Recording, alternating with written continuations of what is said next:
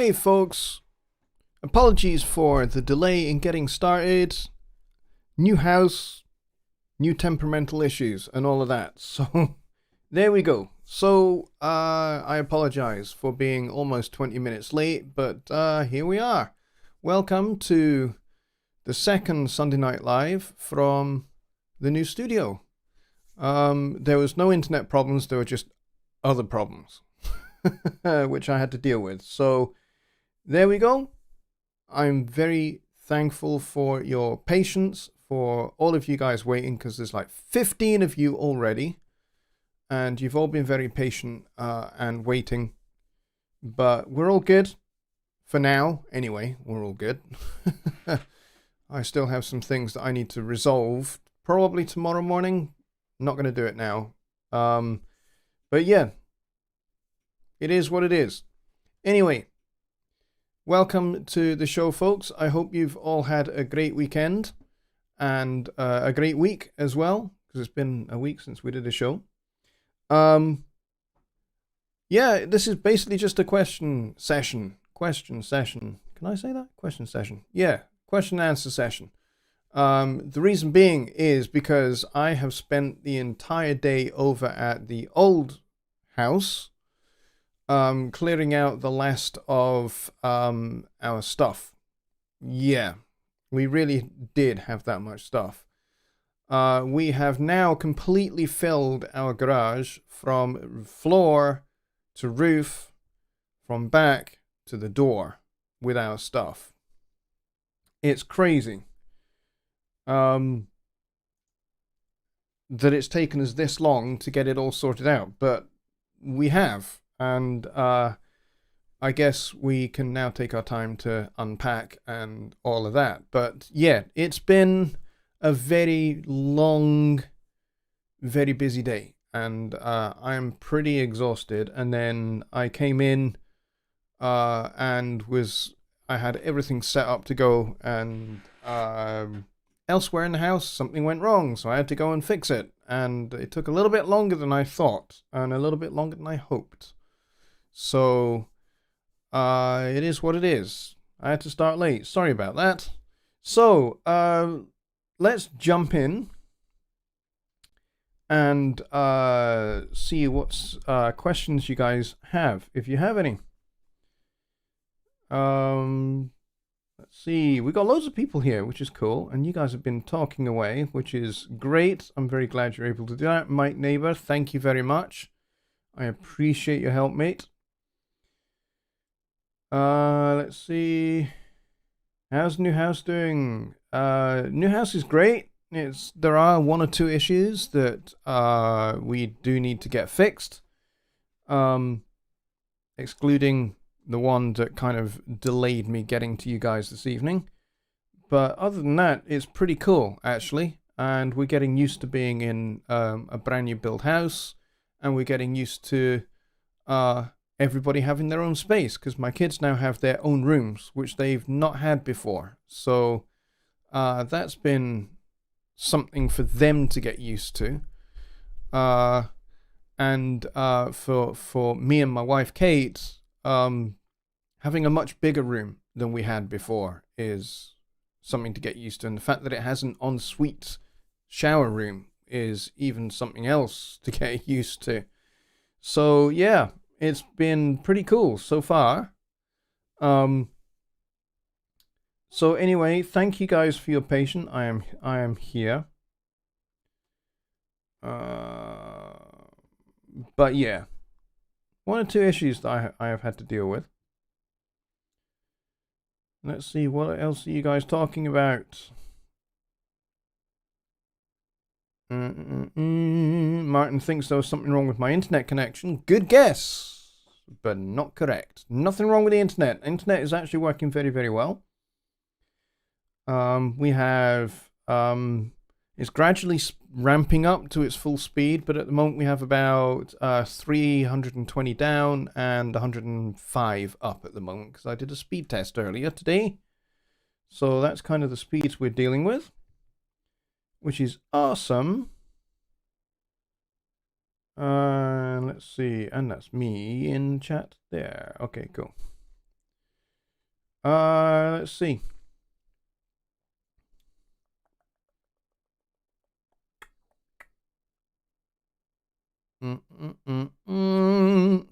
Marcus is asking if Presonus will do digital pianos. There are currently no plans for that, but you never know. We might. We might. We don't yet, and we haven't ever done, actually. We did used to make a bundle that included a keyboard, but that keyboard was never actually manufactured by Presonus. It was manufactured by another company, but branded with Presonus branding. But yeah, we never actually made it. So who knows? It would be awesome if we did, though. I agree.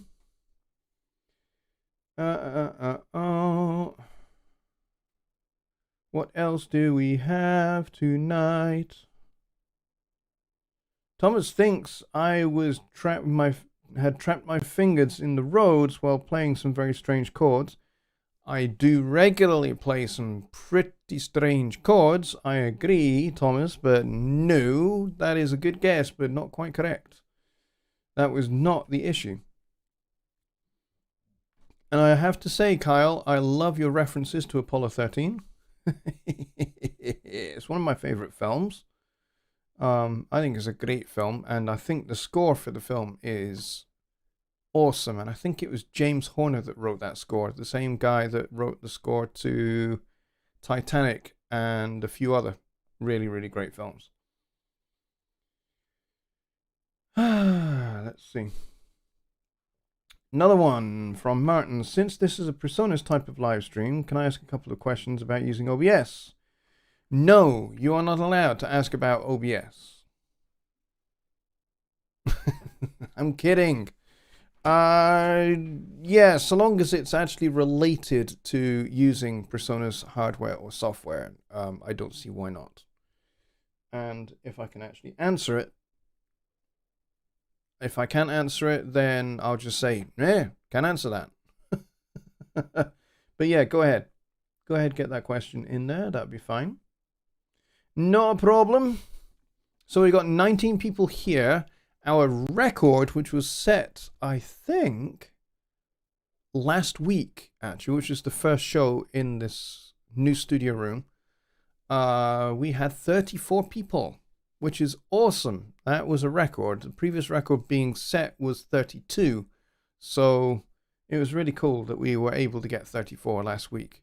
Don't think we're going to get that this week, but it would be great if we were starting to see that kind of number regularly. So if you know people who you think would really enjoy this channel, would really enjoy my Sunday Night Live show, and would get a lot of benefit out of it, then please do recommend the show to them. Send them the link to the channel, send them the link to the shows when I do them, and you know, get them to subscribe to the channel, and then they'll get their own set of notifications. You won't have to keep reminding them. So yeah, that would be awesome if you guys could do that for me. That would be great. It'd be great if we had a few more new people coming into the show, and hopefully I can answer all of your questions about Studio One, about recording, mixing, mastering, and arranging, composing, and of course any music theory or musicology questions. That'd be cool. I really enjoy answering those kind of questions. All right, so Martin says, if I want to do a walkthrough of something using Studio One and talk whilst showing, what's the process for recording that live stream for later rebroadcast? All right, so you're talking about not necessarily streaming, but you're talking about making a video but using OBS to do it. That's what I think you're talking about there. I think I've done a couple of live streams on how to set up for OBS and Studio One. If you're a Windows PC person, there are a couple of ways in which you can set things up. If you're a Mac user, you don't have to do some of the workarounds that you have to do on PC to get to get OBS to work with a DAW. With PC, the problem is that if you have an ASIO driver, an ASIO device like a PreSonus interface like the Audio Box USB or the Studio 24 or the Studio 1824 or any of those kind of interfaces, the problem is that when that device is running and using Studio One, the entire sound card is blocked off, which means nothing else can use the audio card. So OBS won't be able to naturally use it. The only way you can do it is either by using a loopback function, which is what the Studio 1824 and the 1810, they have loopback, and I think the Studio 24 has it as well. They all have loopback built into them. What is loopback? Loopback is essentially a way of taking a virtual stereo input from the outputs internally. So basically it creates another input 1 and 2 on your interface. Except it's a virtual. It doesn't exist physically. It's all done internally through universal control. And then what you do in Studio One is you set up that virtual input as a stereo input in the Studio One I/O. I can show you that real quick. Seeing as we're talking about it, hang on, let me just get Studio One open. So let's go take a look at how you do that. So in Studio One, the way you get to hear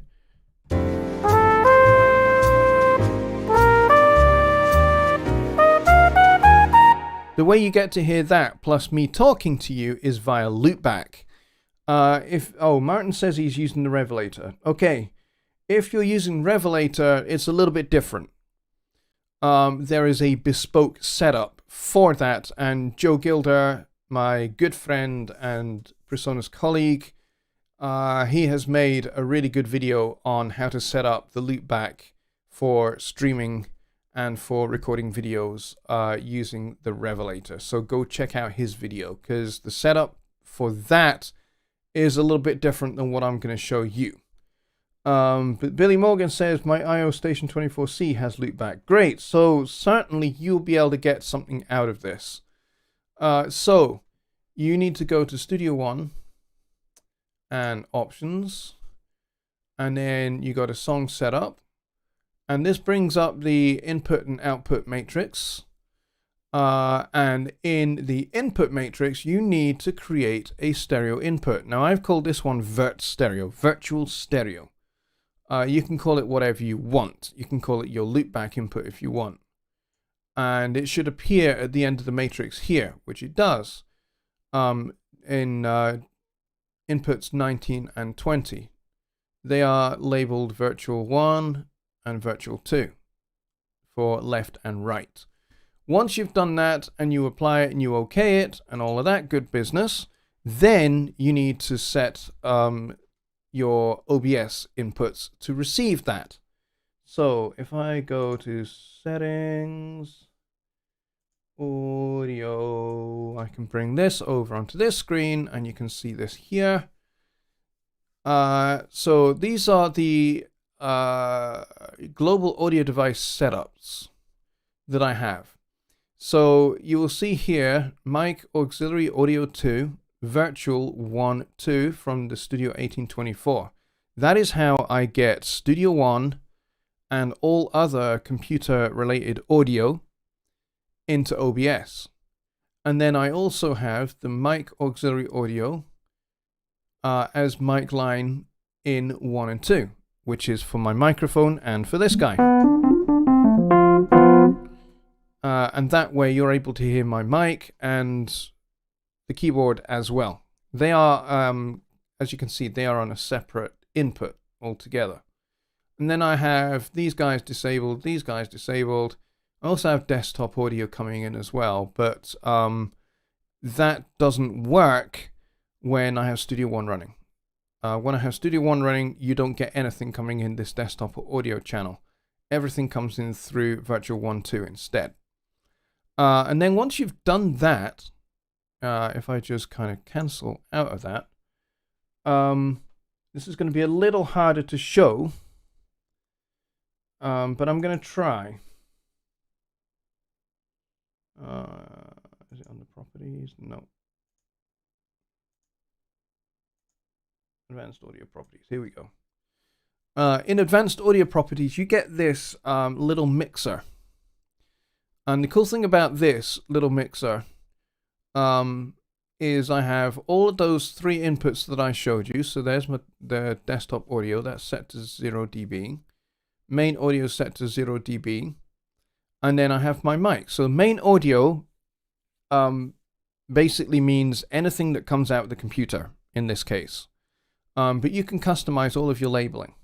So in this case, I've just called it main audio because it's not just Studio One that comes through the virtual input. It's all of my computer system sounds and YouTube and Spotify and anything else that I might need to come through into a video in OBS or onto a live stream. So if I wanted to share something via Spotify, or I wanted to show another one of my videos and have you guys hear the audio for that video, then YouTube and everything else would also come through the virtual input.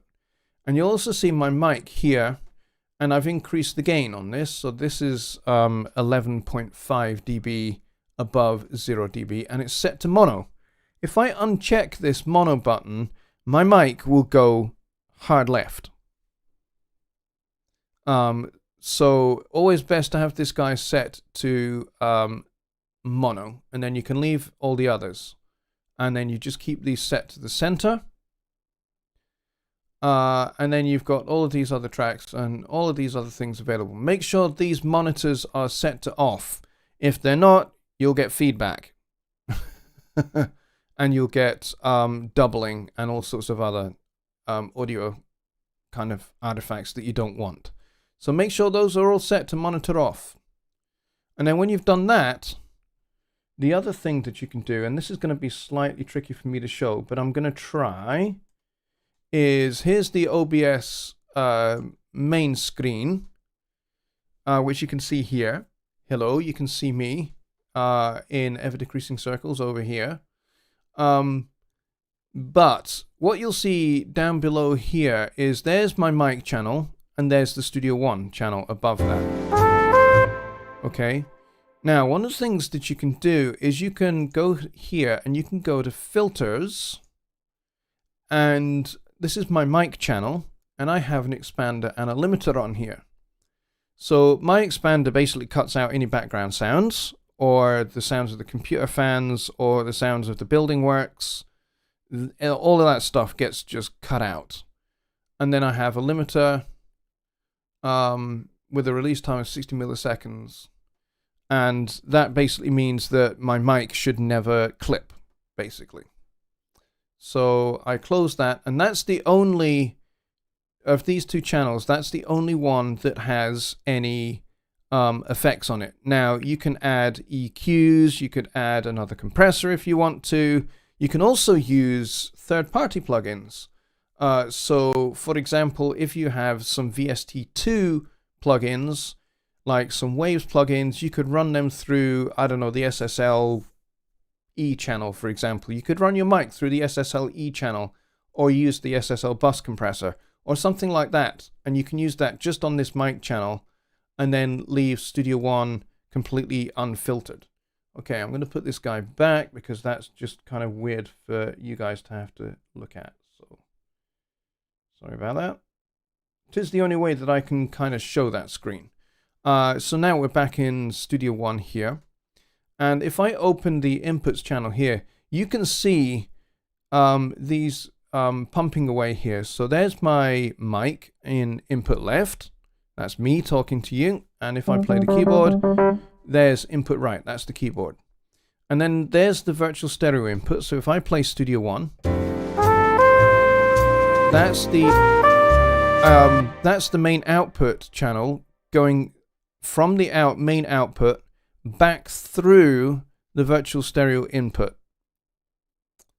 The cool thing about this is this means that if I were to interview somebody for like a podcast episode, let's say I decide I'm going to do an audio episode only where it's just audio, there's no camera or anything like that, and I decide I want to interview somebody like Don Barnes or Jonny Gibe or Dave Vignola or Joe Gilder or somebody like that, I can interview them via Skype and have Skype audio coming directly into Studio One.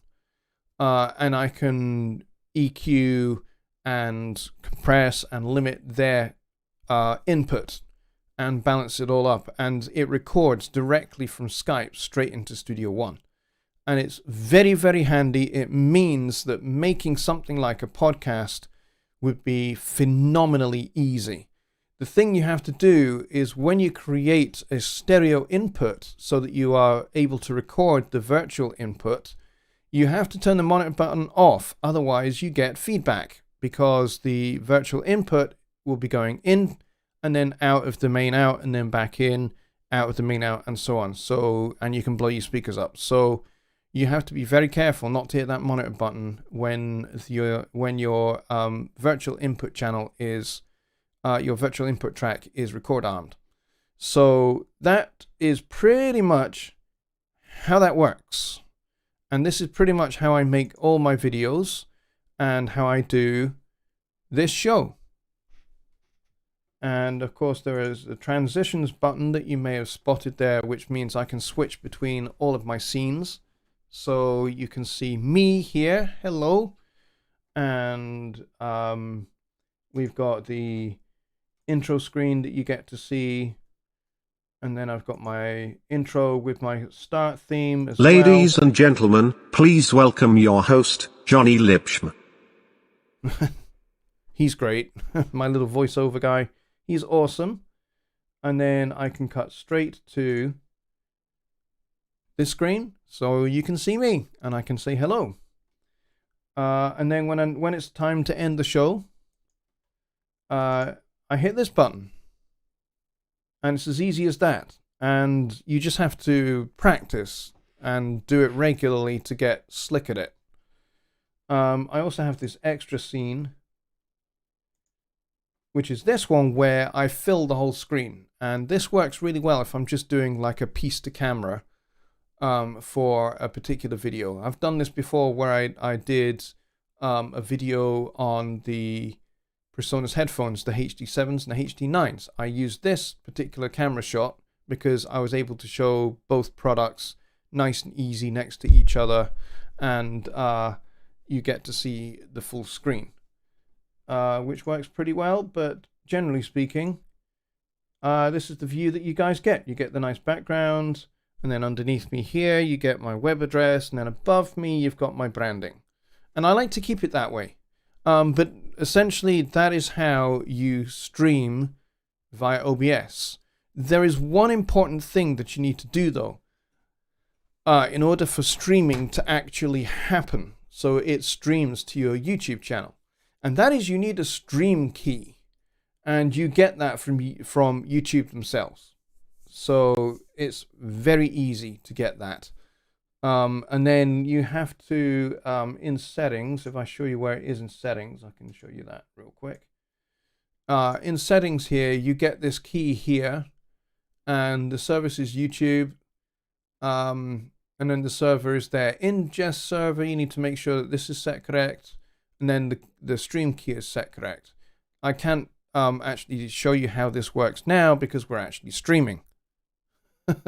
So that doesn't work. But if I'm actually just making a video, and obviously because I'm running OBS, all of this stuff is grayed out. Can't change it on the fly. But here's my output.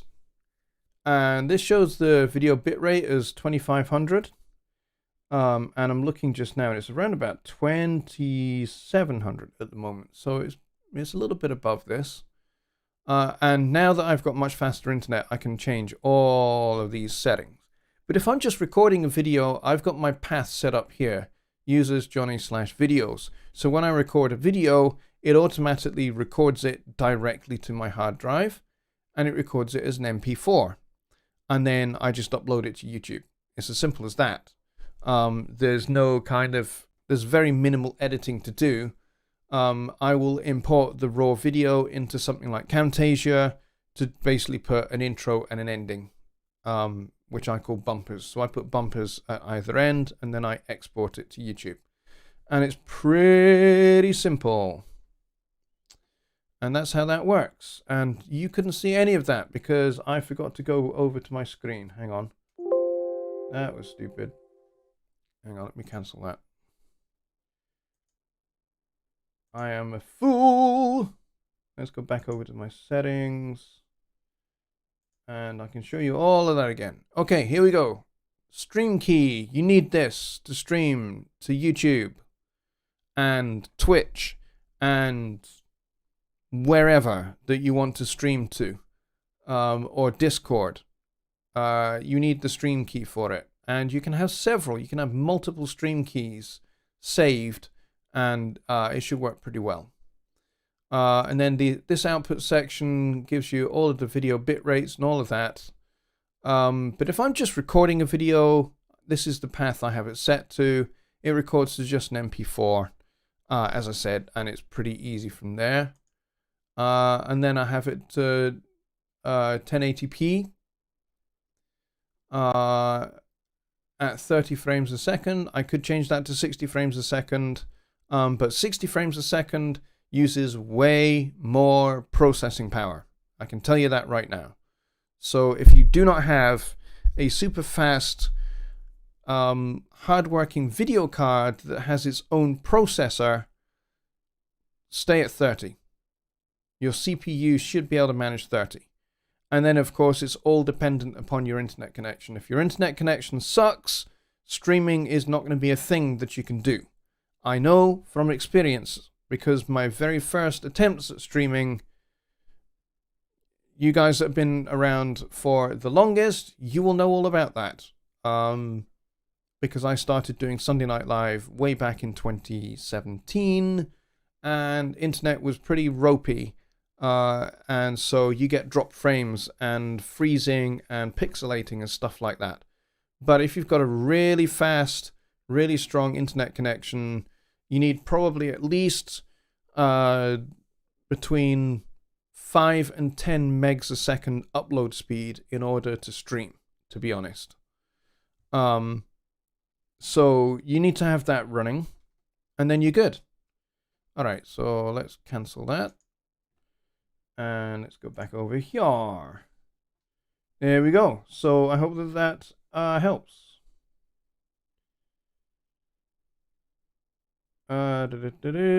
Martin asks, okay, since you are going to post this to the HST support group for tomorrow, are you recording this live stream in OBS or through a different software? No, I'm recording this. Everything is being done in OBS. I'm not using anything else. What you are seeing and hearing right now is in real time. It is live. It is delayed by 7 milliseconds. That's it. So it's as live as I can get it. And it goes straight to YouTube, to this channel. And that's why you're able to watch it. But what that means is once this show finishes in about 20 minutes time, it gets uploaded and it is available as a video. So it is live streaming now, but once the show is over, it will be available on my channel as a video. You won't be able to type in the chat live like you can now, but you'll be able to see the chat as it happened in real time via the live chat replay. So yeah, this goes out live now, and then when it's finished, anybody that's coming that misses the show for whatever reason, they can see the whole thing as a video, but it won't be live. So yeah, so that's how it works, Martin. Hope that helps. Blades Music says, good evening. Good evening to you. John Lake says, do we hear your keyboards in mono or stereo? Would you like to find out? Probably mono because the output from the keyboard is mono. However, I can kind of make it stereo.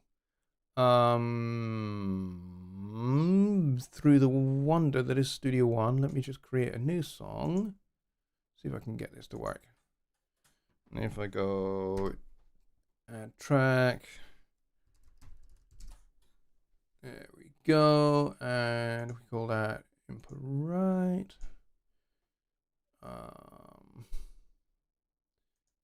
No, call that input right. And let's record on that. And then if we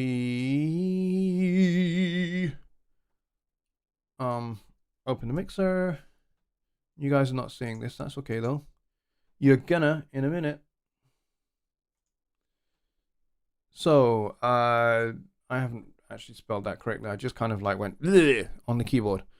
Oh, for some reason that's crashed. My mixer crashed. No, can't have that. There we go. Oh, okay. Strange. Anyway, so once this is set up, I do have some stereo effects that I can use. Let's see.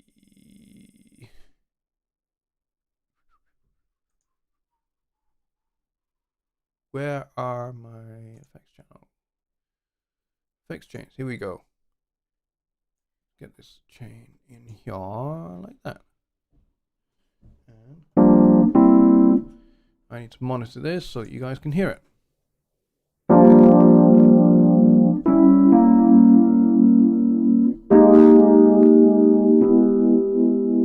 Yeah, we're clipping a bit. That's fine. Let's turn that down.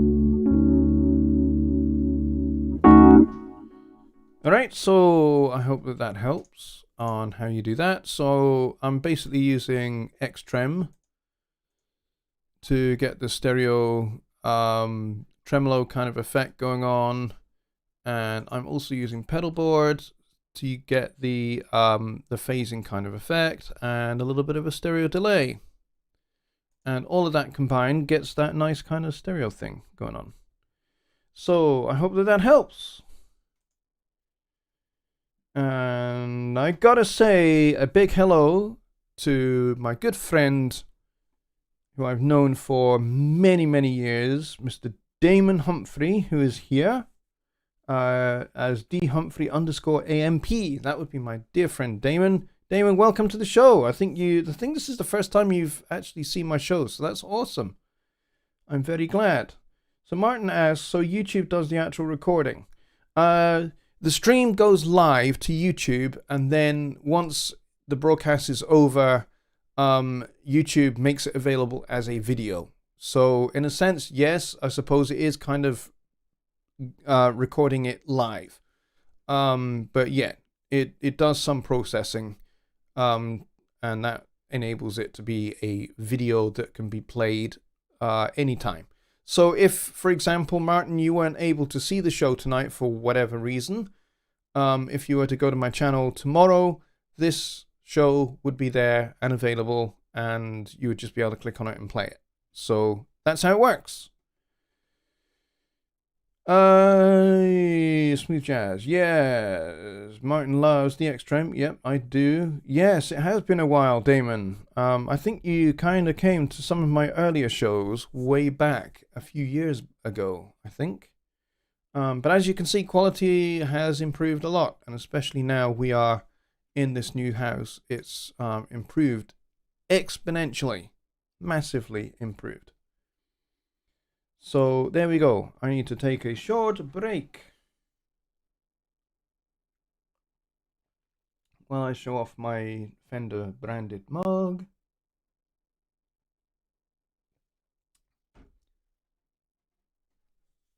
But there we go. I hope that that was helpful, actually, going through how that whole streaming thing works.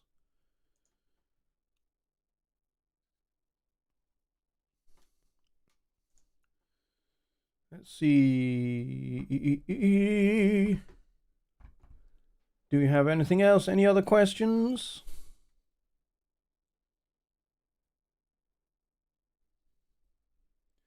Dwayne asks, why did you choose to come out of your keyboard mono? You could have gone the stereo route, correct? Yes, there are stereo outputs. You're quite correct. However, it's a little bit harder to set up, especially for streaming. If I do that, because then I have to have my mic on channel 1 and the keyboard on channel 2 in order for this kind of to be able to work live. And that's kind of without the effects going on. I'd have to do all of that inside of Studio One. I'd have to have like a mic channel, and I'd have to have a separate keyboard channel, which is kind of what I do for Songwriting Simplified when I'm doing my show with Jonny. That's kind of the big secret, is that the way that show works is I actually use my loopback to bring Studio One into Skype, and I have a mic channel and a keyboard channel set up for that. And that works really, really well for that show. But yeah, I have to have it mono. Otherwise, I can't have the mic and the keyboard at the same time, because if I have the keyboard stereo, then that takes up 2 channels. That takes up channels 1 and 2, and then you won't be able to hear me speak to you. I would have to put a mic on a different channel, and then I'd have to put that route that channel through the loopback separately, which would be a bit of a pain in the butt, but it is possible. But yeah, that's kind of how it works at the moment, and it doesn't bother me that it's mono, because you know what, a real actual Fender Rhodes, not this guy, but you know, a real actual Rhodes is a mono instrument anyway. It only has a mono output on it. So I like to be as realistic as I possibly can, you know.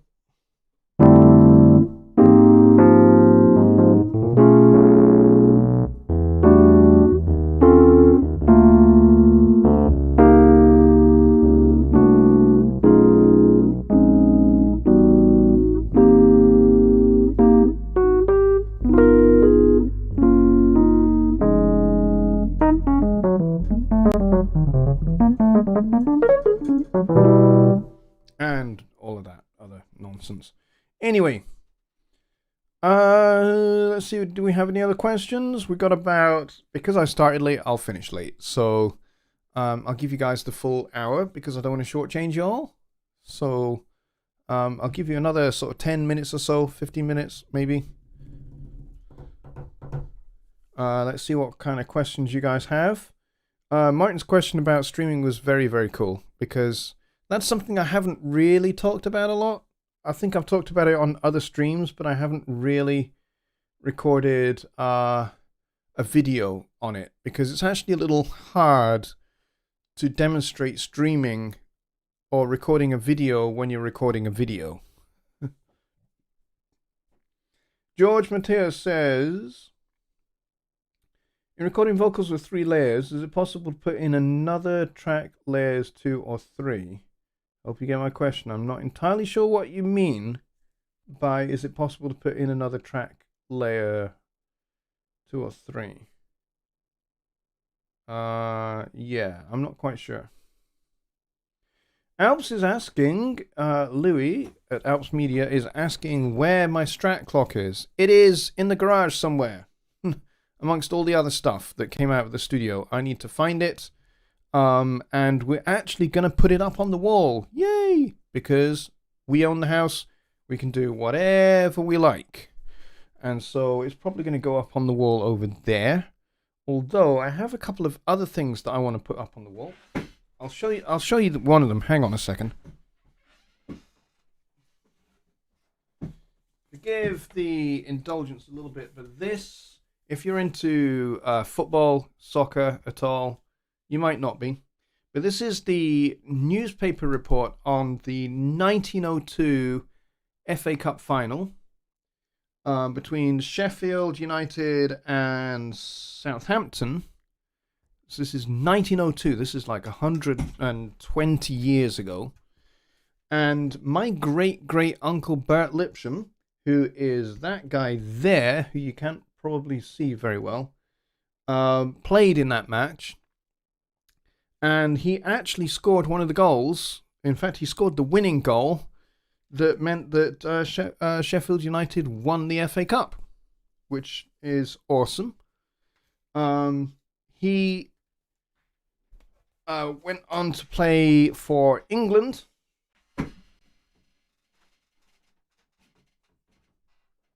As an international footballer. And he was also a founding member of the Professional Footballers Association when it was decided by footballers that really they wanted to be able to play professionally rather than, football at the time was an amateur sport.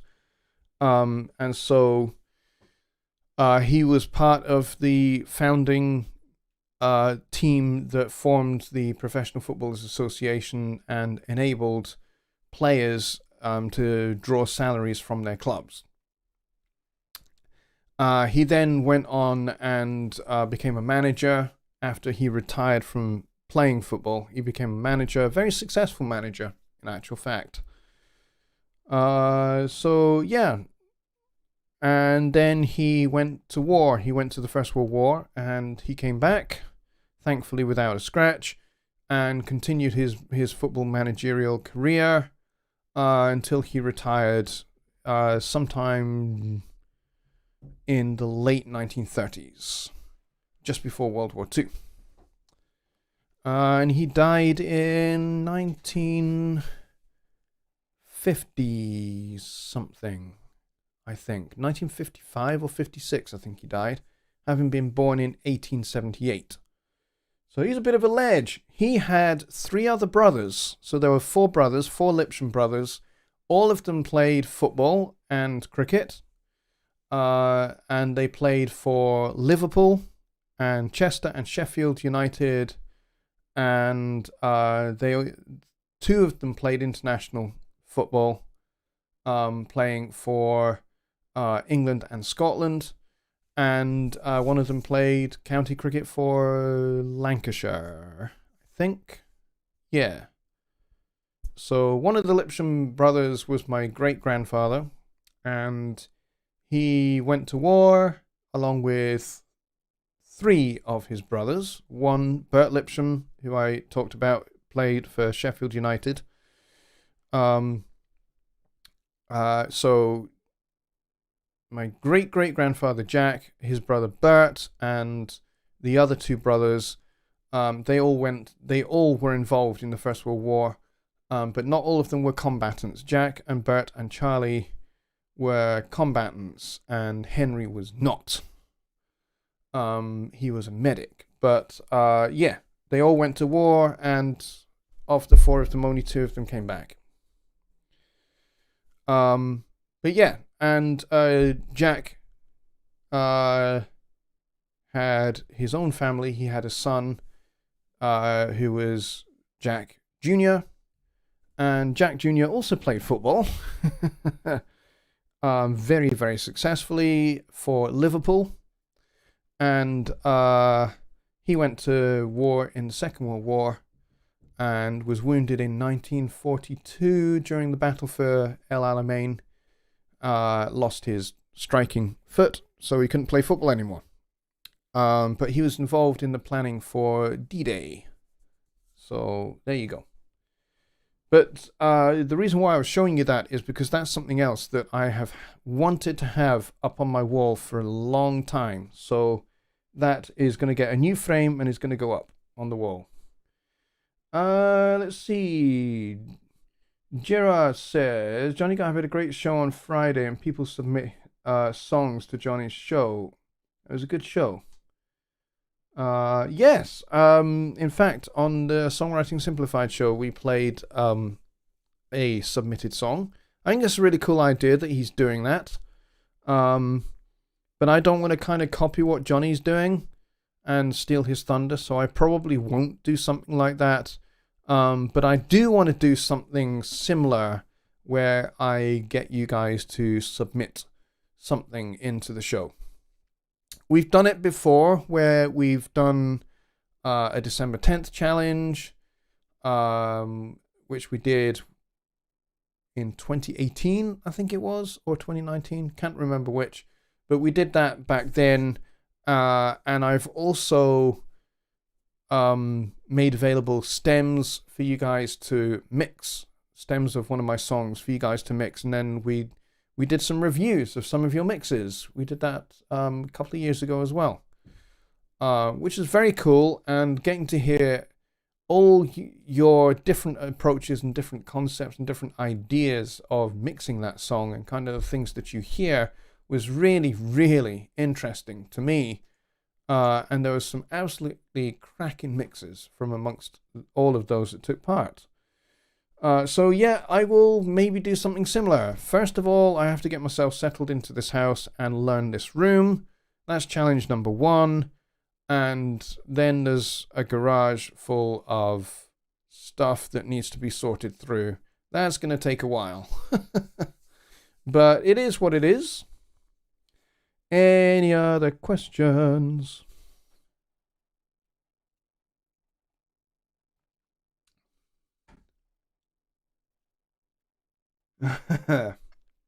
Oh yeah, the toilet paper song. Yes.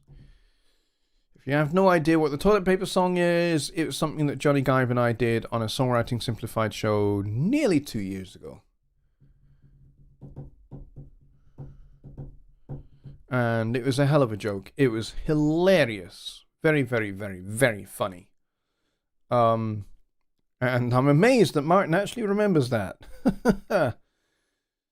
Yeah, I don't even remember the lyrics that I wrote for it, but it was funny. Any other questions, folks? And actually, yes, I will let you ask questions about this room as well and what I think. As well. And, you know, if you guys have got questions or suggestions for ways to kind of improve this room, they are welcome. I do have it acoustically treated.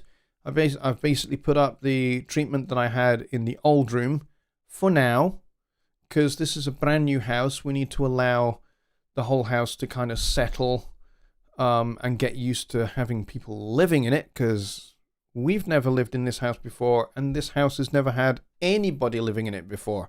So we have to get used to each other a little bit. And the house has to settle into its foundations and all of that. So that takes a little while. It can take up to 9, 10, sometimes 14 months for it to completely settle. And then once that's happened, and the house is no longer kind of moving about a bit, then I can replace the acoustic treatment and actually put something a little bit more permanent on the walls. And I am considering GIK acoustics for that. It's not cheap, but it should really benefit this room, especially as I'm going to be in here now for a very, very, very, very, very long time. I should be here in this room well into my retirement. Let's see. Martin says, I thought it was a challenge. It may well have been. I don't recall. Mike Neighbor asks, does the door angles at your right rear throw your balance off? Actually, it doesn't. I thought it might. But it really doesn't. It basically means that the room is not completely a rectangle, and it does mean that this door being angled this way kind of means that the sound, when it hits it, is actually being reflected into this panel that's on this side that you can't see. So this panel over here is doing kind of double the absorption. It's catching the first reflection, and it's also catching the reflection off the door when the door is closed. Door isn't always closed. I may actually put a panel actually on the back of that door and see if that changes anything. It might.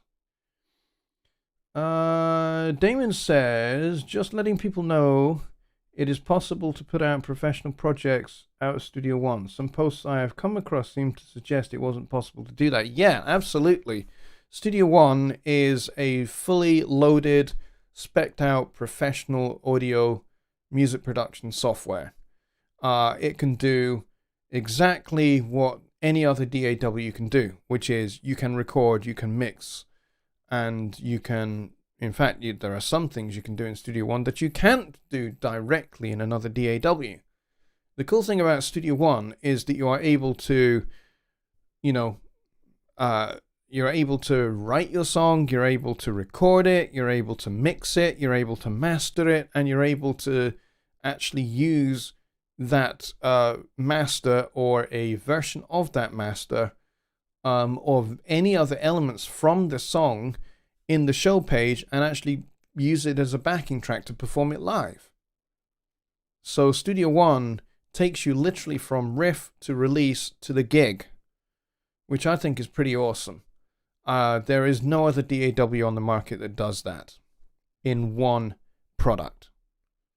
If you are a Pro Tools person, the thing with Pro Tools is, yes, you can write songs in it, you can record in it, you can mix in it, and you can master in it, but there is no kind of project page that provides for the unique symbiosis between the song page and the project page, meaning that if you start mastering and you realize that you need to turn up the, one of the rhythm guitars, maybe the left-hand rhythm guitar, you have to stop what you're doing in that mastering session, and then you have to open the song again, readjust it, mix it down again, open your mastering session in Pro Tools, delete what you had or the file that you already had, import the new one, and then carry on. And there's like 5, 6, 7, 8, 9, 10 steps there. Whereas with Studio One, if you are in that position where you need to tweak something back in the mix, then you can do that. You can go back to the song and then you can make your tweaks, save the song, and then when you go back to the project page, there's a little red icon next to the song name, and you just click that and it updates the mastering file, and you just carry on. Just like that. It is one click and the mastering file is replaced. It's perfect. Great solution. So Damon is absolutely right. Blade says, treatment recommendation, lose the foam and put up rock wool panels instead, and following on Mike Neighbor, the angled door. Yes, you're absolutely right, Blades. The foam is a temporary solution. The old studio that I had before this one, which I don't think you're familiar with, was in a rental apartment, which basically meant that we couldn't actually hang things like rock wool panels from the walls. We were just not allowed to do it. So I had to come up with some solution that would at least tame some of the reflections. And so the foam, it's not completely useless. A lot of people go, oh, foam is useless. No, that's just nonsense. And it's completely unscientific nonsense anyway. Because the foam actually does do something. It doesn't necessarily cover the low end particularly, or the low mids particularly, but it will certainly absorb kind of anything in the upper mid-range and in the upper range, in the highs. And so, it will also deal with some comb filtering, it will deal with some flutter echo, it will deal with all of that, and it will deal with standing waves and, phase cancellations and stuff like that. The foam will do that. You just have to put it in the right places. It absolutely will. It absorbs. It's not a reflective surface, so it's gonna work. If you put egg crate on the wall, it's still gonna do something. Yeah, it's not the best solution by a long stretch, but it is doing something. It is absorbing some frequencies, and certainly with the kind of the shape of the foam, it's also going to provide a little bit of diffusion as well. Only a little bit, but the cool thing is about the foam is, yes, it's a lot cheaper. Yes, it doesn't weigh very much, so it is easy to kind of hang on the walls without doing any damage to the walls, which in a rental apartment is a big thing. But, it does tighten up the room, in certain respects that you might need. And certainly in my last room, the room had a lot of high and, upper mids going on that were bouncing around the room. And as soon as I put the panels in, they got tamed. The flutter echo disappeared when I put the foam in. So they do something. But yes, I otherwise fundamentally agree that really you need much thicker material. That, because these are only 2 inches thick. So they're not going to absorb everything. Whereas if I had 4 or 6 inch thick, broader band materials, they would absorb much more of the lows and the low mids without much trouble. And so the low end of the room would get tightened up a little bit more as well. But I do have bass traps in the corners of the room that actually handles the low end pretty well.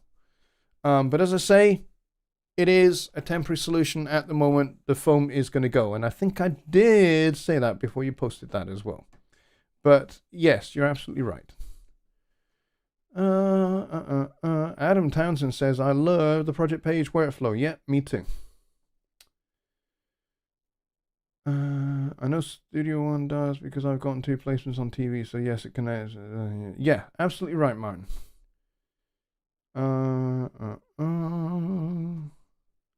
There's lots of things to love about Studio One for sure. Blade says, yes, I saw many episodes in the old room. Cool. Yes, then you'll kind of know. You'll kind of know that it was a temporary solution. Bookshelves definitely help because books will absorb lots. I have a massive library of books. Most of it is downstairs in the lounge. The rest of it is in a whole bunch of old World War II footlockers in the garage. There's about 5 or 6 of them because I have probably close to 1,500 books. So yeah, I have a lot of books. But yeah, bookshelves will definitely do a lot of absorption for sure. So, if I had a bookshelf here and a bookshelf here with lots of books on all the shelves, they would do a great job of absorbing actually a whole range of frequencies going way down into the lows as well. Likewise, if I put my bookcases that you're talking about in the corners, they would act as bass traps as well. So yes, you can certainly do that, but I don't actually have any room for doing that in this room. I would have loved to have had a much bigger show. Gerard says, the song is sounding great. I'm doing more later, and Jonny Lipsham's show is really good too, and I need OBS on my computer. Yeah, OBS is really great. If you want to make videos, it's really, really great because there's a whole lot less editing involved because it basically spits out an MP4 format of literally what you've just recorded. And then from there, it's actually fairly straightforward. You don't have to use Camtasia. Camtasia is actually pretty expensive. There are free editing software for video editing that you could use instead. I just happen to use Camtasia because I, for a while, was a beta tester for them. Mine's just curious. He says, why didn't you make use of those bookshelves in the old place? Because they didn't fit. They didn't fit with all of the other gear I have as well. So it was a case of, and also because, you know, it's not just my books that are on those shelves. My wife's books are on those shelves as well. So I didn't really feel that it was particularly fair to her to have to come into my studio to get her books. So, yeah. And OBS is free. Yep. And long may it continue to be so. I'm pretty sure it will be. It is, I think they are funded by Patreon donations. I think that's how they fund their development. But there we go. And we are pretty much done for the day. And for the week. Thank you very much, everybody, for your fine questions, as usual. And thank you very much for joining me. If you have not subscribed to the channel, please go over there. Nope, over there. Please go over there and hit the subscribe button. Right next to that is the bell. Hit that bell and select all notifications. And when you do that, you'll be notified of any future show and also any other videos that I may put out. Now that I'm in a new home, in a new studio, I intend to make a whole bunch of new videos. I've got a list that is about several pages thick of videos that I want to get made over the next 18 months. So I have plenty to do. And I'm very excited about being in here. Let's see. Blade says, direct to Camtasia can be really useful and straightforward. Nice to have separate tracks for the webcam and the screencast, but yes, kind of pricey. Thankful that I've got to use it at work. Yeah, it is a little on the pricey side for what it is. And it does not support loopback. You'll be surprised to know. It doesn't. I have tested the latest version of Camtasia and trying to make a video using loopback and not supported. So I only use Camtasia for editing now.